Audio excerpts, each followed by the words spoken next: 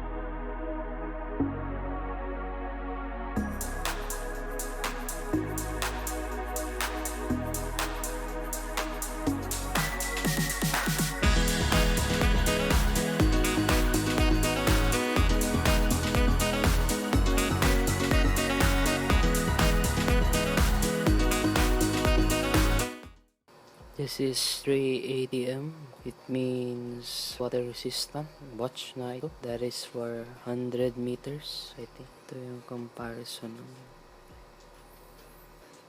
5 pesos. I bought this from Lazada for 750 pesos. Overall, the quality of the watch is very high quality, worth the 750 peso price.